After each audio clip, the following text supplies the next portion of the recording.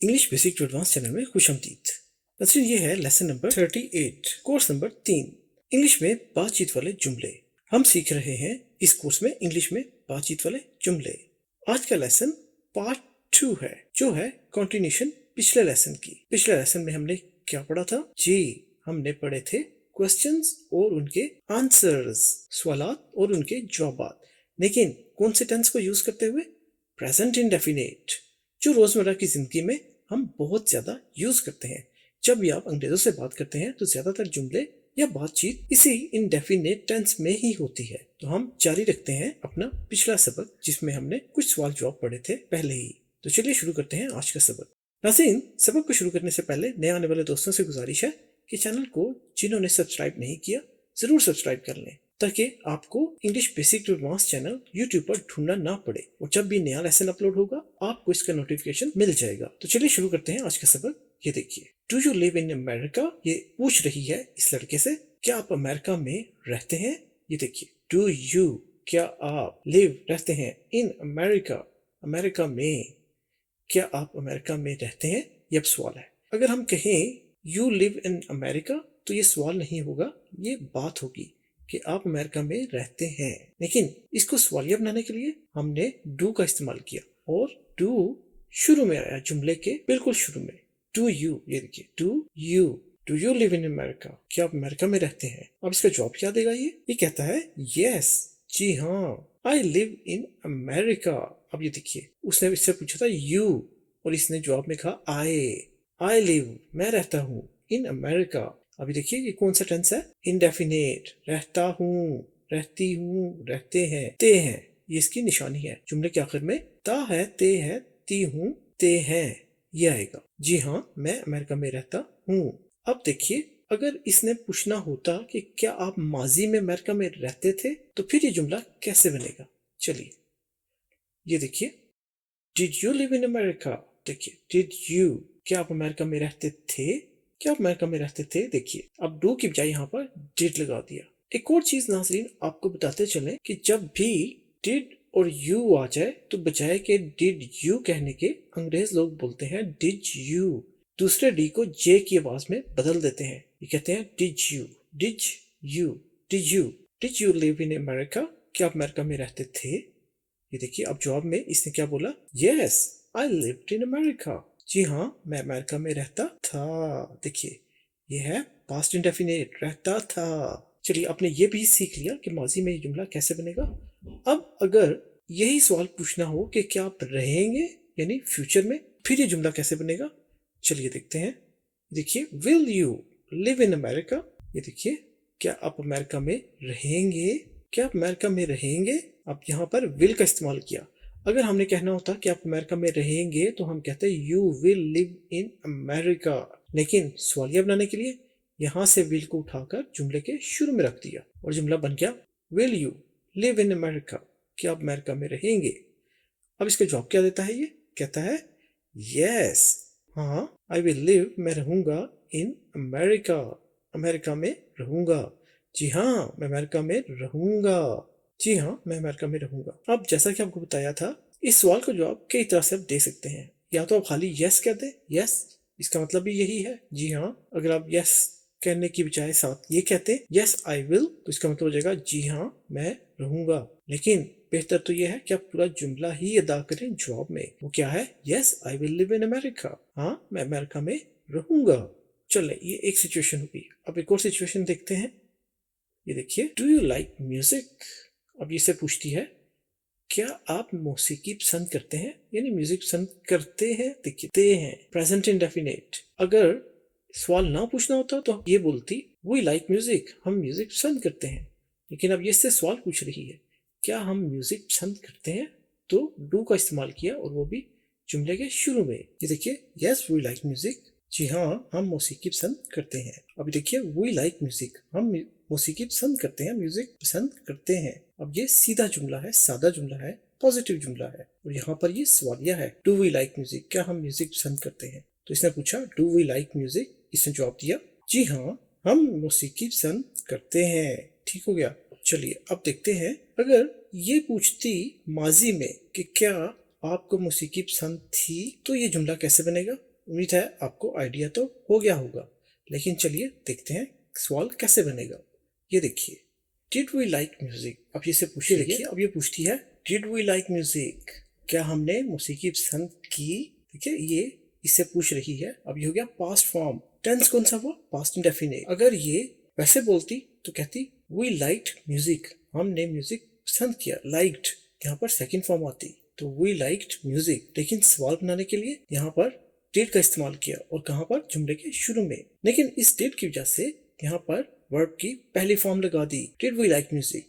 अब यहाँ पर ये नहीं कहेंगे डिड वी लाइक्ड, नहीं, फर्स्ट फॉर्म ही यूज करनी है वर्ब की। वर्ब क्या है? लाइक, पसंद करना। तो सवाल है क्या हमने मौसीकी पसंद की।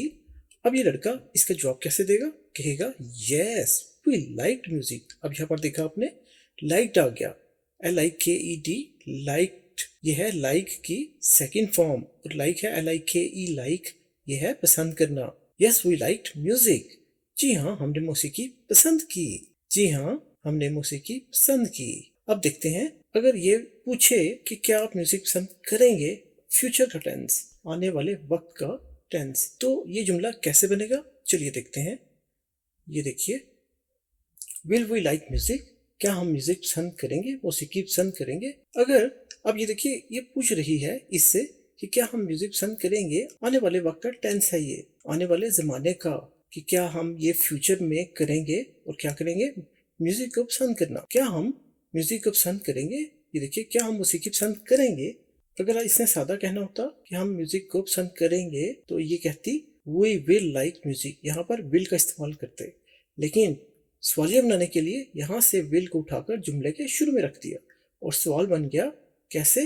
विल वी लाइक म्यूजिक, क्या हम मौसीकी पसंद करेंगे।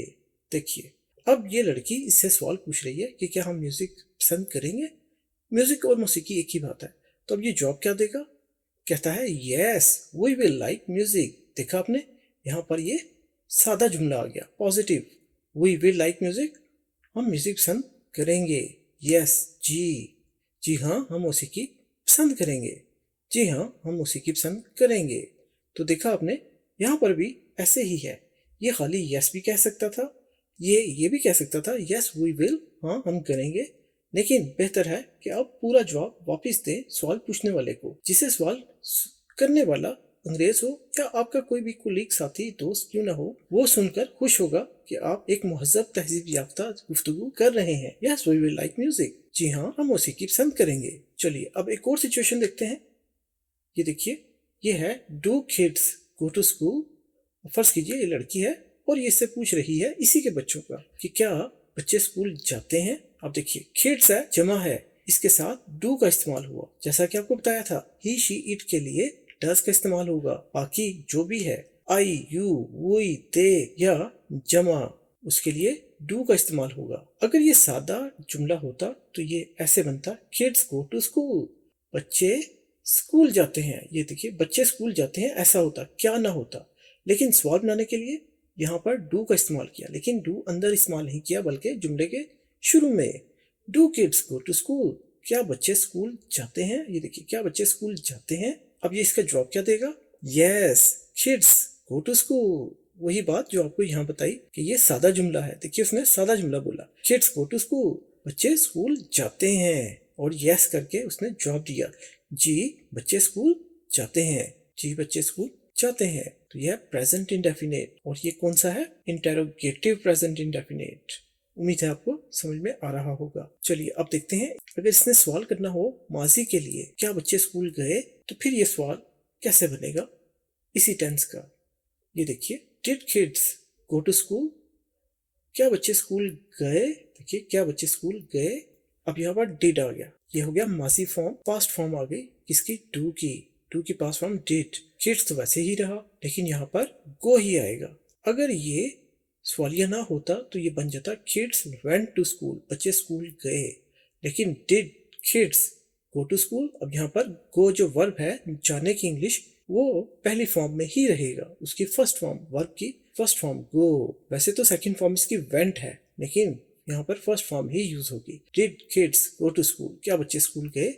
अब ये लड़का जवाब क्या देगा? कहता है yes kids went to school। देखिए यहाँ पर अब went आ गया। went का मतलब गए। यह है go की सेकंड फॉर्म। go क्या है? verb। go की second form went। yes kids went to school। अब यहाँ पर ये भी कह सकता था yes, तो भी जुमला ठीक है, लेकिन ये अच्छी बात है कि ये पूरा जॉब वापिस दे। और इस जॉब को ऐसे भी दिया जा सकता है yes kids went। हाँ बच्चे गए, लेकिन बेहतर है yes kids went to school। जी बच्चे स्कूल गए। जी बच्चे स्कूल गए। अब देखते हैं, अगर इसने लड़की ने यही सवाल फ्यूचर के लिए पूछना हो, आने वाले जमाने के हिसाब से पूछना हो, तो ये सवाल कैसे बनेगा? ये देखिए will, ये देखिए will kids go to school। क्या बच्चे स्कूल जाएंगे? देखिए क्या बच्चे स्कूल जाएंगे? देखिए यहाँ पर will का इस्तेमाल। अगर ये सादा जुमला होता तो बोलते kids will go to school, लेकिन ये सादा नहीं है, ये सवालिया है, इसलिए will यहाँ से उठा के जुमले के शुरू में डाल दिया, तो ये बन गया will kids go to school। क्या बच्चे स्कूल जाएंगे? और जवाब में इसने क्या कहा? yes kids will go to school। जी बच्चे स्कूल जाएंगे। ये देखिए जी बच्चे स्कूल जाएंगे, यही चीज देखिए kids will go to school, बच्चे स्कूल जाएंगे। और यहाँ से will शुरू में लगा दें अगर, जैसे यहाँ पर देखिए आप, तो ये will kids, तो ये सवालिया बन जाएगा। तो जवाब में से कहा जी हाँ बच्चे स्कूल जाएंगे। ये देखिए जी बच्चे स्कूल जाएंगे। चलिए अब एक और सिचुएशन देखते हैं। ये देखिए डू आई रीड बुक। देखिए क्या मैं किताब पढ़ती हूँ, ये पूछती है इस लड़के से। क्या मैं किताब पढ़ती हूँ, ये है प्रेजेंट इंडेफिनिट। अगर ये सवालिया ना होता तो ये बोलती आई रीड अ बुक, मैं एक किताब पढ़ती हूँ, लेकिन यहाँ पर ये कहती है डू आई रीड बुक, क्या मैं किताब पढ़ती हूँ। देखिए क्या मैं किताब पढ़ती हूँ।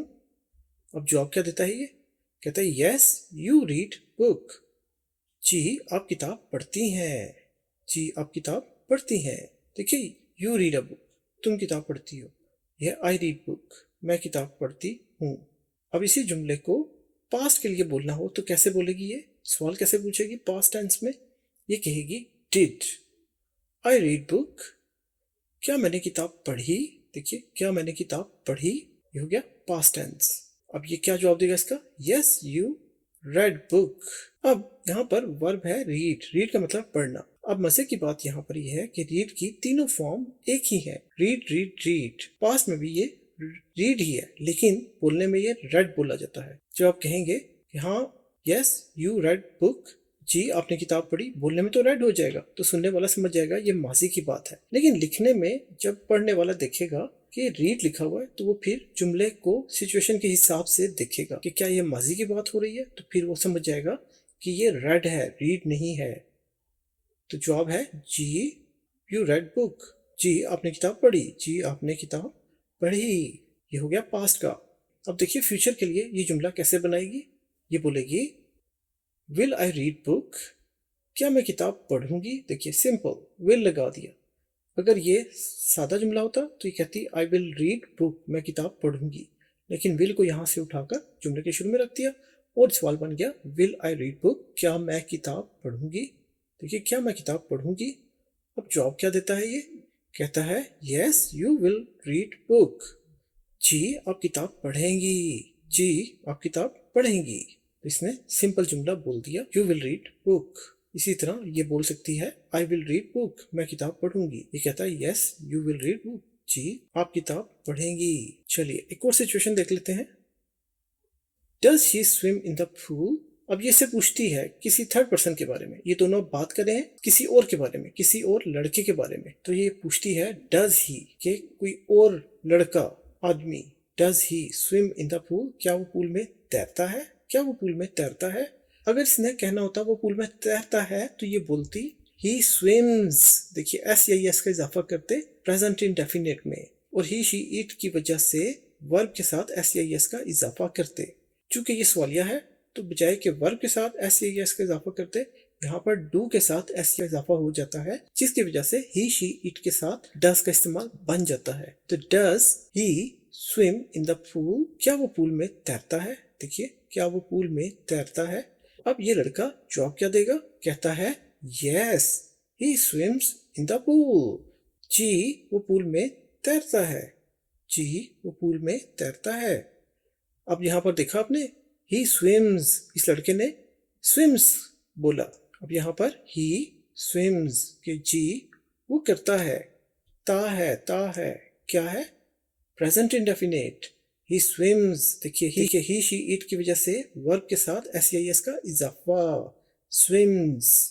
और यहाँ पर तो नहीं था, क्यों नहीं था, क्योंकि डस ने जो ले लिया टू के साथ एस का इजाफा हो गया, does he swim in the pool, yes he swims in the pool. जी हाँ वो पूल में तैरता है।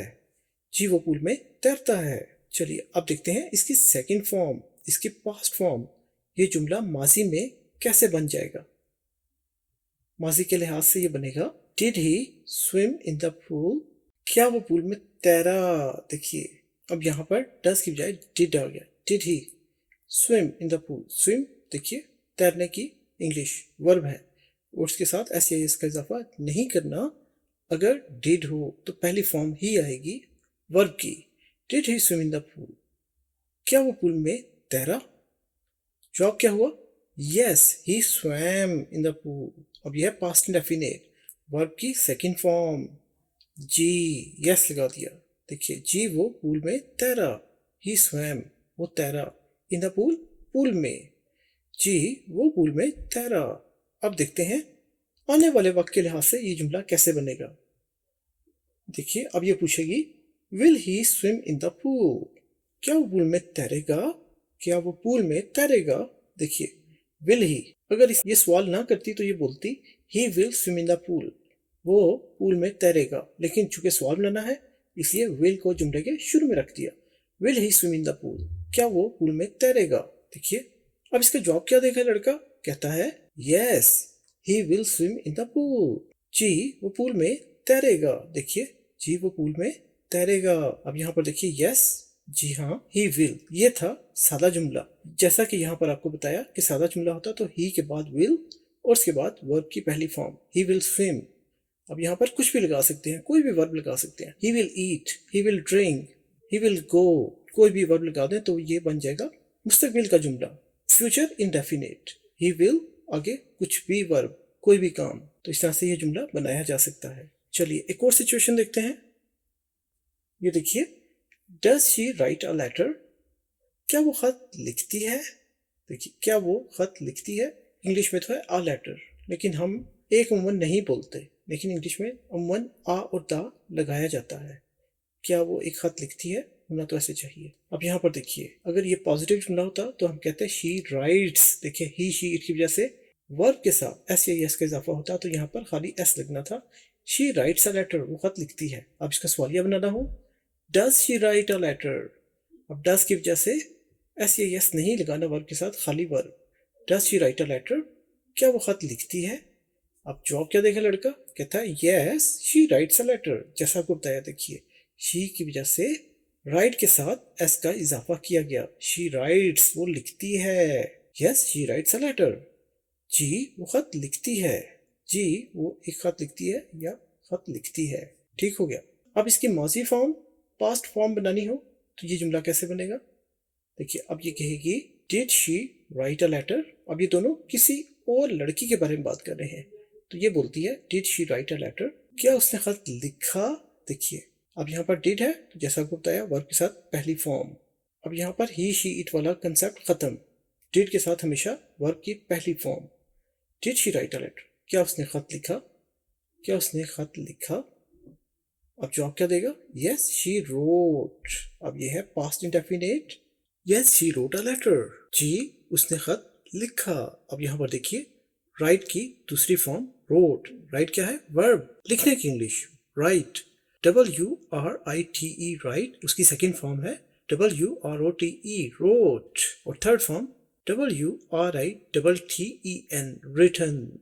लेकिन यहाँ पर सेकंड फॉर्म लगेगी क्योंकि कौन सा टेंस है, पास्ट इंडेफिनिट, जिसमें नाउन के बाद जो ही शी इट या कोई भी नाम हो उसके बाद आपने वर्ब की दूसरी फॉर्म लगानी है। तो शी रोट अ लेटर, लेकिन जवाब देने के लिए उसने बोला यस जी उसने खत लिखा। देखिए जी उसने खत लिखा।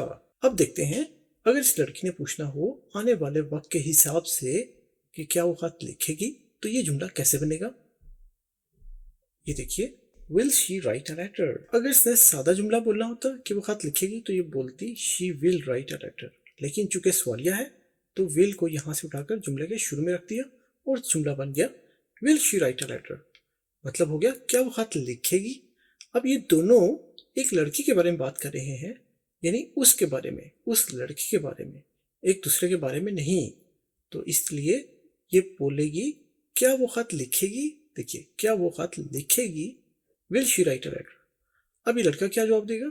ये कहेगा yes she will write a letter. देखिए, ये है सादा जुमला। अब ये जैसे आपको बताया वैसे ही दो तीन तरह से इसको जवाब दे सकता है। एक तो ये बोल सकता था यस, दूसरा ये कह सकता था यस शी विल, हाँ वो करेगी। तीसरा जो अच्छा जवाब है, पूरा जवाब है, वो है yes she will write a letter. हाँ जी वो खत लिखेगी, जी वो खत लिखेगी। ये देखिए, she will write a letter. अब यहाँ पर he she it I we they कुछ भी हो उसके साथ आप विल लगा सकते हैं। यहाँ पर एस ई एस का कोई कॉन्सेप्ट नहीं है फ्यूचर वाले टेंस में। अब आपने वर्ब की पहली फॉर्म ही लगानी है विल के साथ। तो yes she will write a letter, जी हाँ वो खत लिखेगी। तो नाज़रीन, ये था हमारा आज का लेसन। उम्मीद है आपको पसंद आया होगा। आपका बहुत शुक्रिया जो आपने हमारे साथ मिलकर सबक को पढ़ा। जिन्होंने चैनल को सब्सक्राइब किया है, हम उनका दिल से शुक्रिया अदा करते हैं, और उनका भी जो हमें रेगुलर कमेंट्स करते हैं। मजीद सबक के लिए और ख़ास तौर पर नए आने वालों के लिए हमारी दरख्वास्त है कि चैनल को सब्सक्राइब करना मत भूलें, क्योंकि सब्सक्राइब करने से आपको नोटिफिकेशन मिलते रहेंगे जैसे ही हमारा नया लेसन अपलोड होगा। और जितना आप लाइक करेंगे हमें अंदाजा होगा कि आपको हमारे लेसन पसंद आ रहे हैं, इसलिए लाइक करना मत भूलिएगा। शेयर भी जरूर कीजिए, क्योंकि आप अपने दोस्तों, रिश्तेदारों और सोशल मीडिया प्लेटफॉर्म पर लोगों से शेयर करेंगे तो अच्छे लेसन है, इनसे सभी का फायदा होगा। हमारे चैनल पर घंटी के बटन को भी जरूर दबा दीजिएगा, जिससे आपको हर किस्म के नोटिफिकेशन फौरी मिल जाएंगे। तो अपना बहुत ख्याल रखिएगा। हम अगले लेसन में आपसे मिलेंगे, जिसमें हम जमाना जारी वाले, यानी जब काम हो रहा हो तो उसके जुमले कैसे बनेंगे, ये हम सीखेंगे। बहुत ज्यादा दिलचस्प लेसन है, इंटरेस्टिंग है, जरूर देखिए। तो मिलेंगे हम आपसे अगले लेसन में। तब तक के लिए अपना बहुत ख्याल रखिएगा। अल्लाह हाफिज।